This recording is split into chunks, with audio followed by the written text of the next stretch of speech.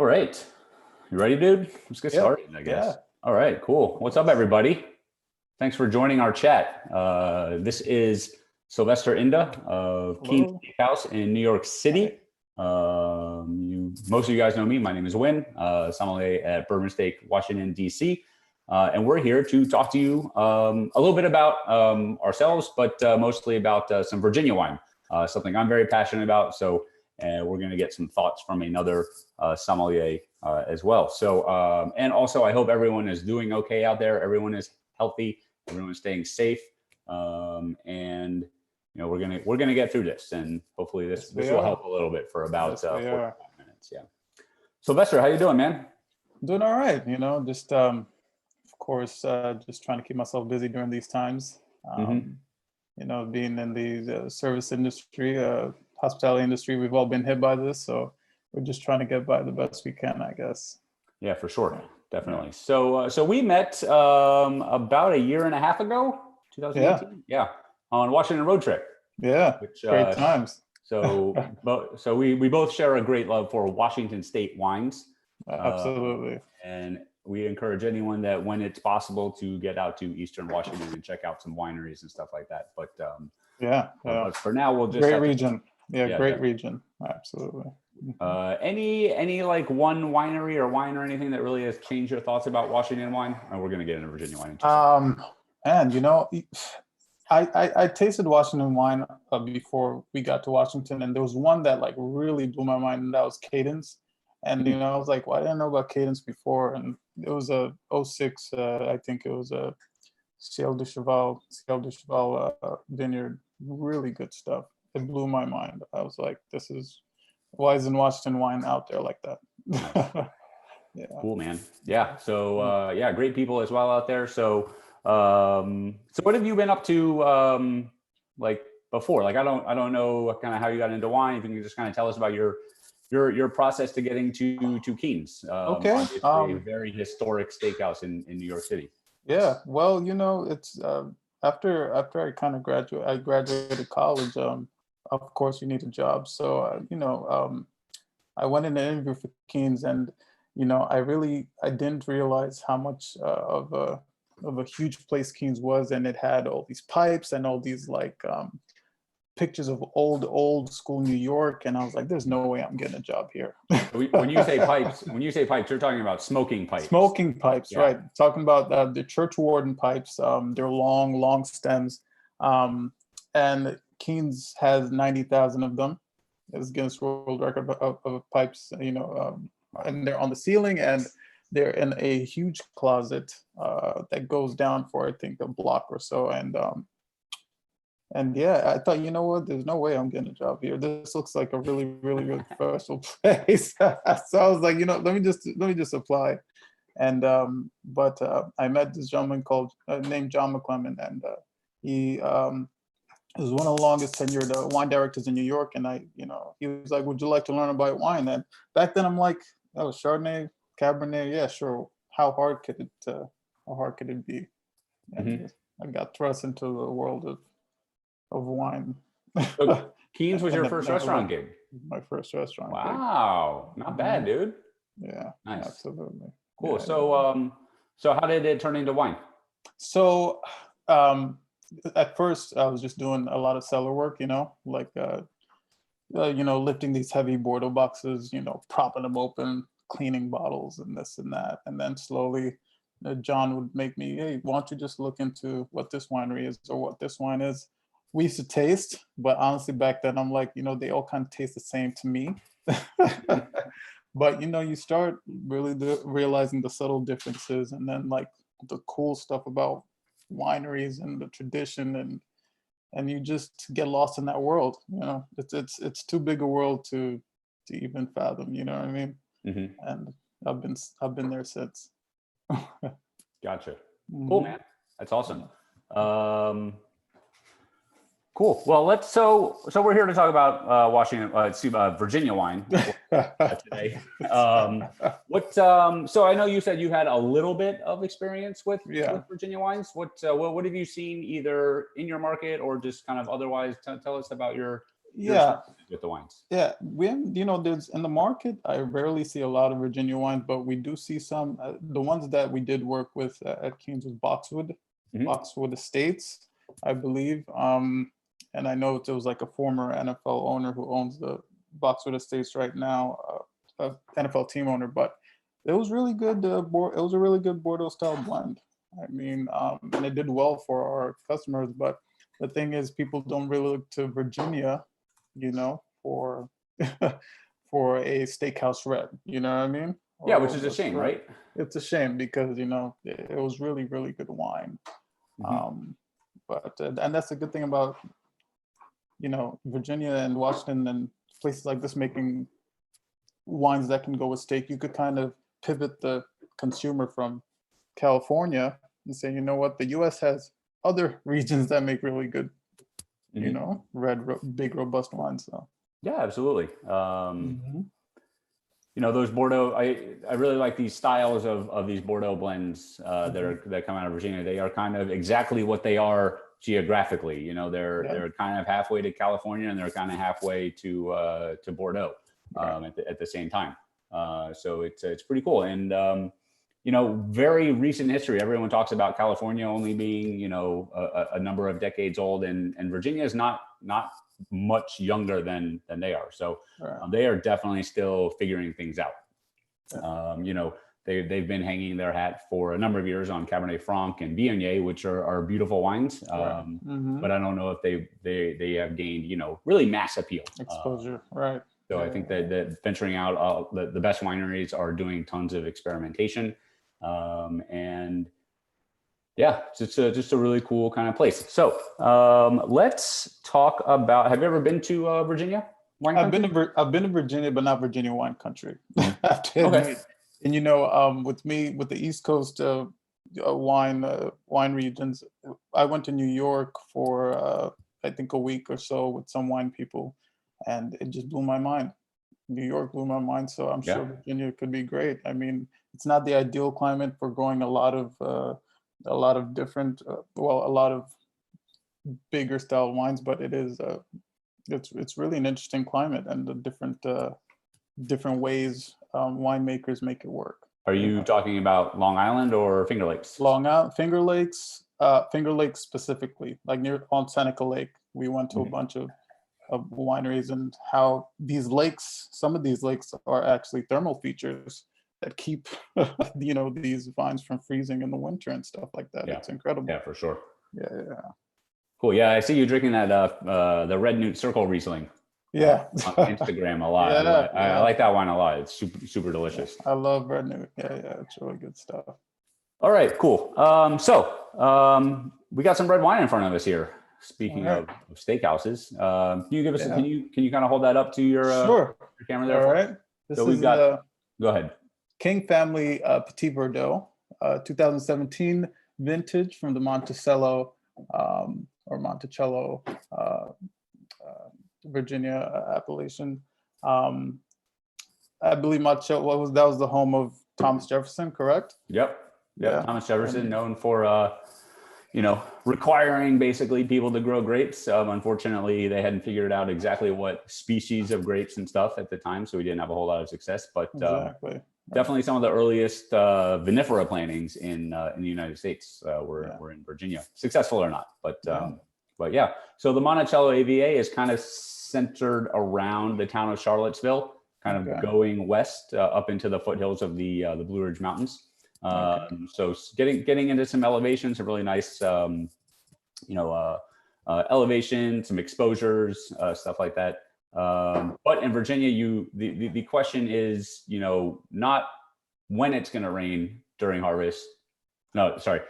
The question is not if it's going to rain during harvest. When it's going to rain. It's when it's going to rain during harvest. So that's definitely one thing to keep in mind about Virginia is that vintage can be very important. 2017 that we have here was a pretty good vintage. But I can tell you from experience living just tens of miles away that it rained in the entire year of 2018, I think. So 2018s are going to be a little bit lighter, a little bit more savory, a little bit more ready to drink. So like with Virginia climate now, it's still East Coast, it's still almost a little bit north, Um, the cold and the rains, I mean, this obviously affects, the growing season. So is it more wines with lower alcohol, more acidity, stuff like that, I guess? For sure. I do always find a little bit brighter acidity in Virginia wines compared to, like, some California counterparts. They have to harvest a little bit earlier, Right. in a lot of years, because they have to avoid, the weather events, or if they're trying to make a specific style, for sure. But we've got Petit Verdot here, Right. which is a really cool grape. I think that this grape is doing really, really well in Virginia. And Petit Verdot is native to Bordeaux, Southwest France, kind of northern Spain, going on in there. And typically blended in a little bit of Cabernet Sauvignon and Merlot blends. It gives it color. I mean, I think as you can see here, got a lot of kind of purple going on in the glass, kind of swirl it around. Really, really deep, dense, dark color to it. Really powerful floral aromatics. So in a blend, a little bit of Petit Verdot goes a long way, and that would lead to a really, really wine that's really not shy, if it's in a single varietal like this guy right here. But interesting note about Petit Verdot, it's actually usually harvested last of the Bordeaux varieties, depending on vintage and stuff like that. And I was talking to a winemaker one time. I said, how come Petit Verdot is doing so well when you have to harvest it after Cabernet Sauvignon, when you're really worried about that cutoff for the harvest? And I learned that Petit Verdot has really loose clusters, so that air, that humidity, is not going to get trapped if it does rain a little bit. Yeah. So whereas if Cabernet Sauvignon gets wet, that water is going to get trapped in there, and those grapes are going to rot pretty quickly. Whereas Petit Verdot, if it's not too bad, the wind can come in and to dry everything out a bit, and keep the grapes healthy, to make a good wine. So King family, really cool winery, founded by the King family. They bought the property in the 90s, mid 90s, late 90s. Started making wine not too much longer after that. After a gentleman came up to them not long after they moved in and said, "Hey, I'd like to plant some grapes and start a vineyard on your property." And they said, I think at first they said no, and they thought about it, and then they got into it, and then they said, "Oh my gosh, we can do this." And maybe about 5 years later, they were making some wine. Yeah. Michael Schatz was one of their first winemakers, who is one of the one of the main guys in Virginia winemaking, for sure. But now they have a really great winemaker named Mathieu. I say it like that because he is French. He's French. Mathieu Finot, from Crozes Hermitage, nonetheless. Oh, wow. Yeah. Okay. So definitely has his roots in Syrah. I've talked to him about Syrah. He doesn't grow a lot of Syrah in Virginia, but he definitely loves it. And one thing cool about him and what they do is they do a lot of the experimenting I was talking about before, and they bottle some of it too. Okay. Oh, nice. So they have like an experimental series. They do stuff no sulfur. They do stuff a whole bunch on like Cab Franc and stuff like that. Some orange wines, which you can. It's always orange wines will always sell. They'll always. I mean, I don't know about you. I mean, it is kind of a good pairing for steak, but man, nobody ever wants to drink it at a steakhouse. Yeah. Exactly. I mean, Petit Verdot, it's just not as common of a grape, you know what I mean? Yeah, for sure. But I mean, this Petit Verdot, this is an interesting. Yeah. So tell us about it. Tell us. So we talked about the deep dark color. Tell us a little bit about what your tasting notes, smell, taste, stuff like that. It's not bogged down. It's not heavy at all. You know what I mean? It's like a medium body, really bright finish. And the tannins are not bogged down either. They're not as substantial as I thought that Petit Verdot would be.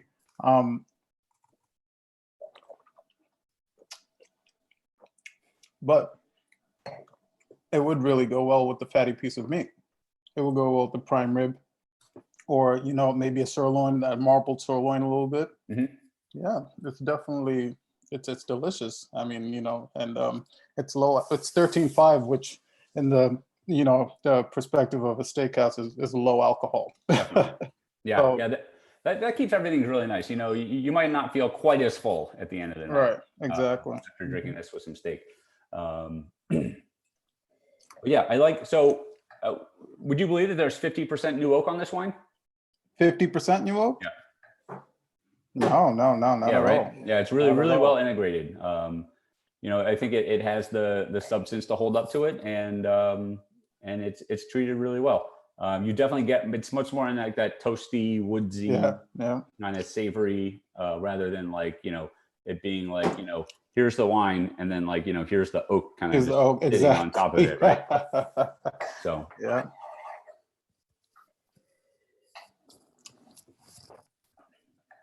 So yeah, what else can we say about this? I don't know. Well, let's come back to the wine. So let's talk about today. What's going on? What's going on today? So you live in New Jersey. Yeah, I you work in New York. You work in New York City, right in Times Square is where Keens is. If anyone doesn't know. It's by Herald Square, right Herald. on 34th. Right, Oh, Times Square is on 42nd. Yeah. So it's close by though. Yeah. Yeah. So what have you kind of been? What are you doing? Like you like to run? Yeah. So I mean, what are you doing to pass the time and stuff like that? I of course sometimes I study up, try to draw some regions. Wherever I could find wine in New Jersey, I try to go different wines, just try different stuff, and also run. I mean, with gyms closed, that's the only really thing to really do to keep healthy. Mm-hmm. Just try to keep busy. I mean, I know a lot of people in the city have been doing, have been in different foundations or trying to feed people. Keens has been doing that by sending their food to Rethink Food NYC. And they help feed people in New York City, and different restaurants use Rethink NYC, and I think they feed 4.1 million people or something like that. Oh, nice. Yeah. But from my end, it's just with this pandemic, it's hard to say, do I want to go into the city? You know what I mean? And it's a risk. So are you're helping the rest of New York City by staying in. Yeah, it's hard. Sure. Yeah, it's definitely hard to do something. Yeah, it's such a mash when everyone needs so much help, but it's not just a bad idea. It's borderline irresponsible to walk outside your front door. So I do give a lot of thanks to those people out there that are we have a lot of Jose Andres's stuff is going on here in Washington. So a lot of people are doing World Central Kitchen and stuff like that. So big time thanks to them. What do you think about, have you seen anything different? Obviously carry out delivery is really big right now. I think people are going to be doing that for quite some time. Yeah. I mean, it's like, how do you not have, restaurants, they thrive on people being in them, and a lot of people being in them. So it's like, how do you survive in New York without really making the revenue from people being in your restaurant? New York's rent for space or restaurant is so high that it's almost impossible. I feel like, and also I feel the longer that people are not working or in restaurants, it's like a ticking time bomb. It's like, eventually I think it would be too much money to catch up, and the business will close. New York has a restaurant in almost every corner. Yeah, right. At least. I saw an article online the other day. A lady in one place that had reopened for limited business. She had they were nice looking, but still shower curtains draped like between every single every single table. It was pretty crazy looking, but I think that the whole model of restaurants is going to change at least temporarily. Takeout, stands, stalls, stuff like that. If people are really able to go outside, so stuff like how are you going to? What they're talking about, taking temperatures.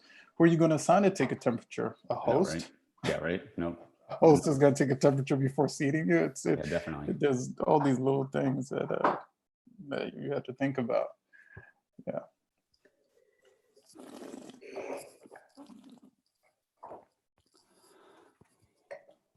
This wine is opening up nicely. It's definitely a wine that could use, decanting if you're gonna drink it, pretty soon. Those tannins, they're really nice. Yeah, it's nice. They're fine. They're even. Sometimes when you get a wine with this much fruit and stuff, you expect the tannins to be kind of chunky, but they're really really elegant and yeah. It's almost like it's integrated, like a prettier style. It's a pretty style Verdot, Petit Verdot. It's not a for sure. some Petit Verdots will be like Tannenbaums, or you're like, my God, but this is like. Yeah. What do you think about at the Steakhouse blends versus single varietal wines or labeled single varietal wines? Okay, so in steakhouses, I've found that guests would go more for single label varietal wine. They wouldn't go for blends. I mean, unless it's a Bordeaux blend, of course it's from Bordeaux, but even at then, I don't think the consumer knows much about what goes into it. And if it comes to California, they'll be like, I want it 100% cab, single vineyard, from a popular producer. And so if only everyone wanted that. Exactly. If you tell them, this is 92% cab, right? Yeah. The rest is Merlot. The Merlot to kind of soften it a little bit, or lift it a little bit. They'll go, I don't know, maybe yeah, maybe it's not for me, but I just go with that. It's mostly cab. Yeah. Another thing for Virginia, it's not cheap. The wines and the production costs. The land itself is so freaking expensive. Really? Oh yeah, yeah. Land in I mean, that's all like horse country, farm country, and you're super close to Charlottesville, Richmond, obviously DC. So yeah. Oh, okay. Yeah, it's closer to a city. All right, it's closer to tough. A bigger city. Mm-hmm. And I think that they have taken some really good feedback about pricing, especially for restaurants over the last maybe 5 years. For a while, part of it was the laws, and part of it were some people not understanding wholesale prices and wholesale prices and tasting room prices were kind of the same for a little while. So it was tough to mark up wine from Virginia. So I think a lot of wineries, thank you for the wineries that have figured that out. This Petit Verdot, this is from the winery, this is about $32, I think, which is not cheap, but it's not their cheapest wine. I will say that. Their Merlot comes in at a really nice price point, and it's kind of in the same style, a little bit more plush, a little bit more sexy in style. To be expected, but yeah, I think. And I saw only 300 something cases, correct? Made, so I guess lower yields, maybe because of the climate. It's a little harder to grow. For sure, I imagine they're growing more Merlot and Cabernet Franc and stuff like that as well. The total production at the winery is about 10,000 cases. 10,000 cases. Yeah. So not tiny, but not humongous either. So yeah. All right, man. Anything else about the wine, or any questions about Virginia, or anything else you want to talk about? Yeah. So I was trying to do some homework on Virginia because Virginia is not where you look a lot for wine, but it does have a really deep history. I was looking at hybrid grapes. Now, I know when I visited New York, New York had such a huge project with hybrid grapes because they believe that as the climate changes, hybrid grapes are the ones that are really going to stand, all the changes, and are going to be in the forefront and pushing different wines. So with Virginia, do they have something like that? Do they have a hybrid grape project or? Oh, big time.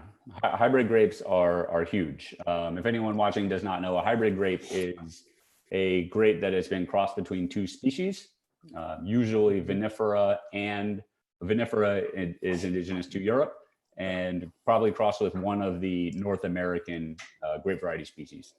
But yeah, they're huge in Virginia for the same reason.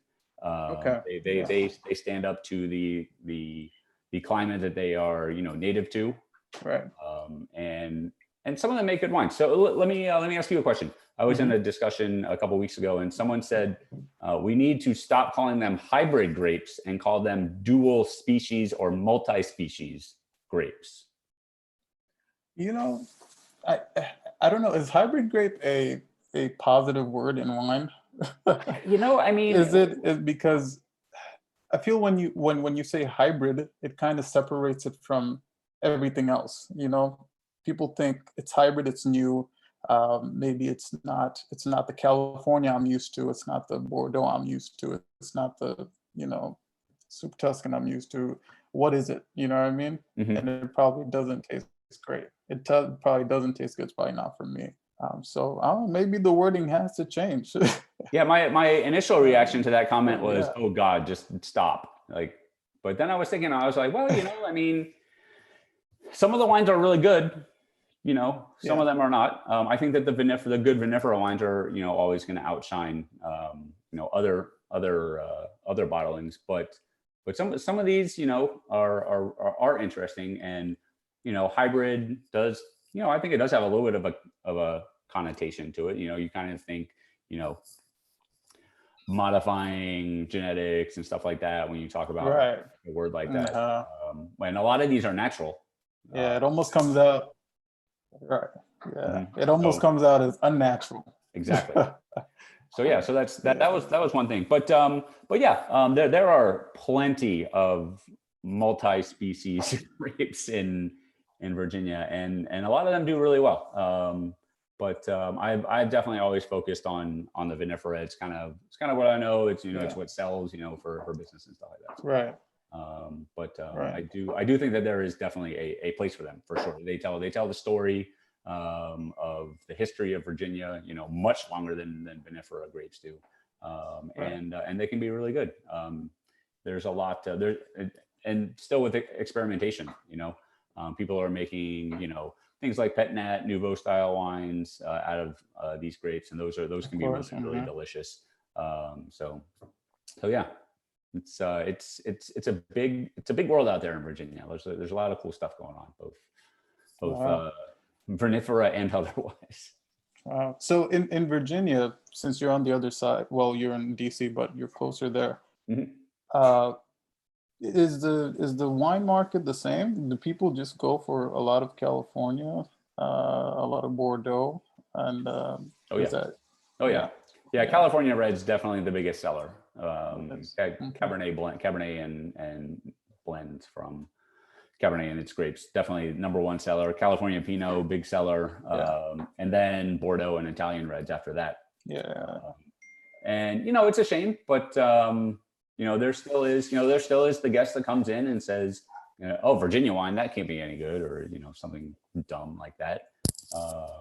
But I think that I ran this Petit Verdot by the glass for a little while, and people really loved it. It did really well. And it's kind of a double-edged sword too, in a way. I keep the markup really low on the Virginia wines, because I was going to ask you about that. I want people to buy them. I want people to see them at a price that is much more relatable. If they know what the markup kind of structure is, but at the same time, being in arguably the nicest hotel in Washington D.C. People don't want to spend whatever it was, $68 for this bottle right here, because they think it's not going to be as good as that $110, $120 bottle of something either they've heard of or from a place they've heard of, stuff like that. So it's really interesting how the market works when you get into a diversified wine list and pricing and stuff like that. So. Okay, good. Also, I was thinking about, New York State has microclimates created by the lakes. California has microclimates created by, mountains, Atlas Peak, all that. What about Virginia? There are little microclimates in Virginia that, Definitely. So Right. Monticello, where we're talking about, right here, that's right on the Blue Ridge Mountains, which is not, a very super tall mountain range, but that will block some weather. coming from the east, but it's primarily a really continental climate. Okay. So really, it can get really hot and humid in the summer. And they're really It'll cold. get really cold. Winter freeze is a big worry here as well. Wow. Okay. But at the same time, we're right next to the Atlantic, so it's humid. Wow. It's protected, but it's protected kind of from the mountains, and then you've got the humidity coming in and just kind of swirling around, and then hurricane season. That's no fun. And that's right at harvest. And then when you get really, wow. And then you get up to, Middleburg, which is kind of, north, that's more due west of Washington, D.C. And you're a little bit more open to the elements. But there's some really big granite mounds out there. And so if you have a little bit more elevation, you're a little bit more protected and stuff like that. Yeah. So is it harder to farm biodynamically and organically in Virginia, where you have to worry about things like frost and all these other factors? For sure. Yeah. I don't know a biodynamic Virginia winery off the top of my head. Does anyone in the chat know of a biodynamic winery in Virginia? So I'm going to give everyone a second to catch up on that. I'm going to catch up on these comments right fast. Oh, Matthew is in the chat. Monticello AVA is 85% planted with vinifera. Wow, 85%. Thank you, Matthew. Matthew. Mm-hmm. How do we feel about Treminette from James River Cellars? Sorry, not familiar. Oh, Treminette. Yeah, Treminette. You know about some Treminette up in New York. Yeah, up in New York, Treminette, absolutely. Yeah, really. I like Treminette. It's kind of like it's Gewürztraminer, but a little junior. Yeah, exactly. Which Gewürztraminer was every once in a while, but making some cool wines.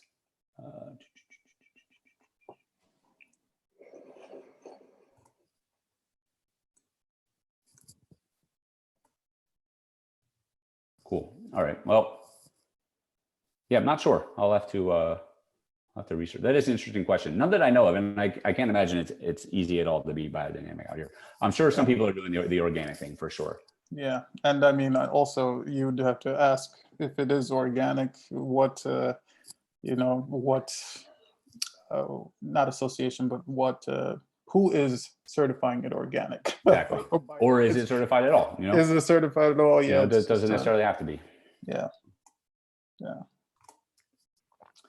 All right, cool, man. Well, I think we've had a nice little conversation here.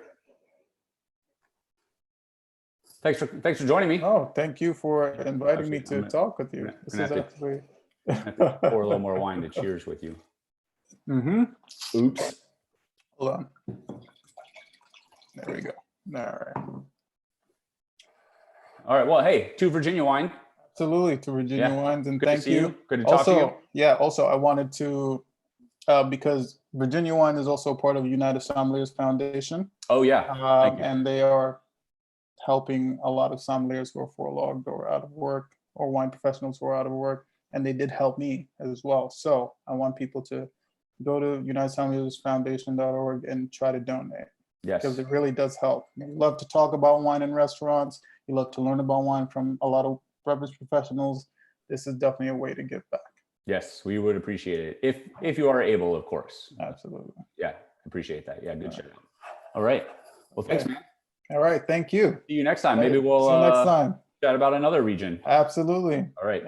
I have to come to you. You came to Keene, so I have to come to. That's true. Urban Steakhouse. Yes. Well, we'll get through this, and we'll be in touch, man. I look forward to it. Hey, stay healthy, man. Thanks, man. You too. Good luck. All right. Bye-bye.